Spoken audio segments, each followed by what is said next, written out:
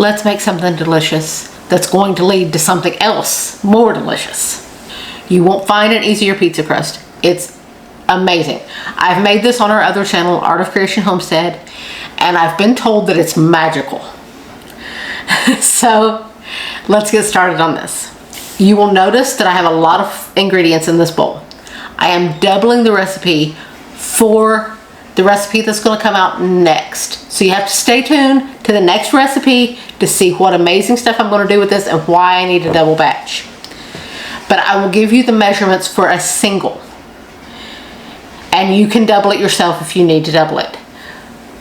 But the measurements for a single are 2 cups of flour with a half a cup of just in case flour set to the side.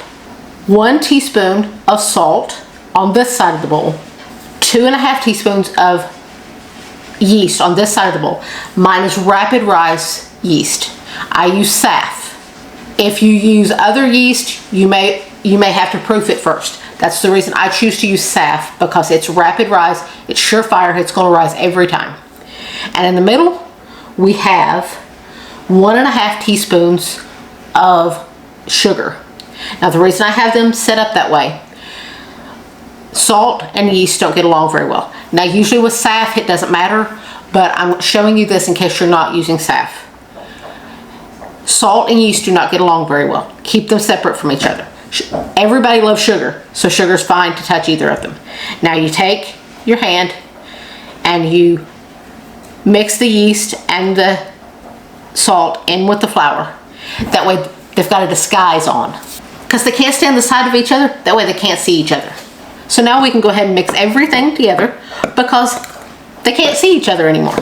To this we will add 2 tablespoons of extra virgin olive oil and 3/4 of a cup of warm water. Just to the point of where you put your baby in it to bath your baby. Now all you do is just stir that puppy up. It's going to look like a shaggy, wet mess at first. It will get better the more you work it. I'm going to get in there with the tools God put at the end of my wrist. If you guys watch me much, you will know those are my favorite kitchen tools, are the ones that God chose to put at the end of my wrist. And at this point, that just in case flour that I told you about, that half a cup of just in case flour, that's in case your dough is too sticky. Because your dough will talk to you. It will tell you what it needs. It will tell you if it needs more water. It will tell you if it needs more flour. It will tell you anything that it needs, or if it needs nothing. Most of the time it needs nothing with this recipe. This recipe is pretty foolproof. What you want it to do, you want it to clean the bowl.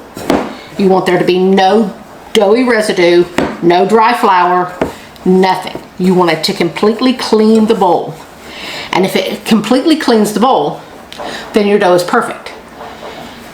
If it doesn't clean the bowl and it leaves sticky, doughy residue around the side, then you'll need a little bit of that just in case flour, but only add about a tablespoon.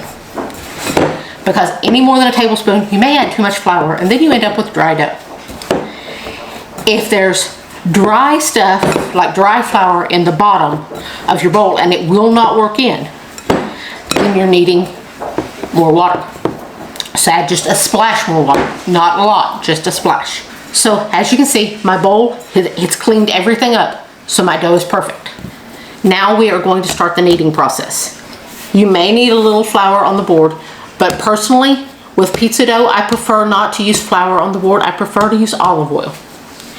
So if it starts getting a little too sticky, just rub you some olive oil on your board and just keep kneading. The way you knead, in case you don't know, flatten it out, fold it over, push it away from you. Turn it and keep doing the same thing.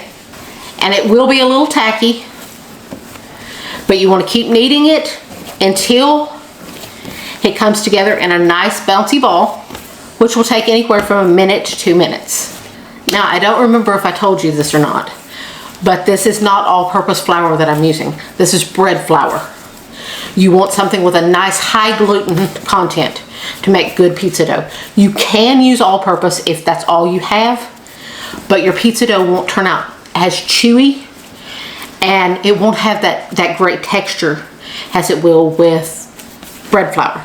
So if it's at all possible, you really need to use bread flour.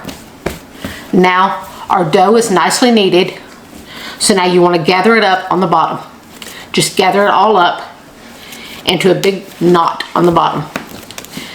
Now you know your dough is ready when you poke it and it bounces back. You know you've kneaded it enough when you poke it and it bounces right back on you. Now it's nice and elastic. Now you want to just put just a tiny dribble of olive oil in your bowl that you mixed it in. You don't have to clean it out. And just rub it around the sides. Now you put your dough ball back into your bowl, turn it around in your oil. Now you want to cover your bowl and put it in a warm place, a warm draft-free place for 45 minutes to an hour until it is doubled in size. It depends on how warm your spot is, how long it'll take, but it will be doubled in size, and it only takes 45 minutes to an hour. Now this beautiful dough is done rising. Like I said, this is a double batch, so your bowl probably won't be this full if you do a single.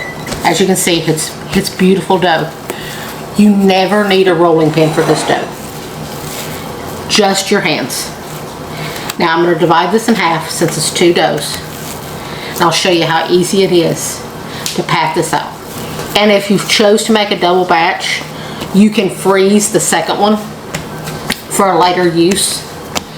But the recipe I'm going to show you next in the next video, you will want a double batch for it, and you will want to make it.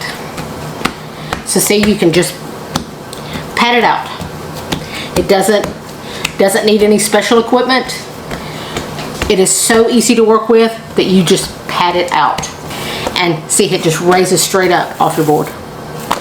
Because you've got it well oiled, you just want to pat it out into whatever size pizza you want, and as thin or as thick as you want. Whatever cranks your tractor. And you want to come back next time for the next episode so that you can see what I'm making with this pizza dough. And remember, come back next time to Angela Kay's Kitchen, where I take you from gourmet to everyday and everything in between. God bless.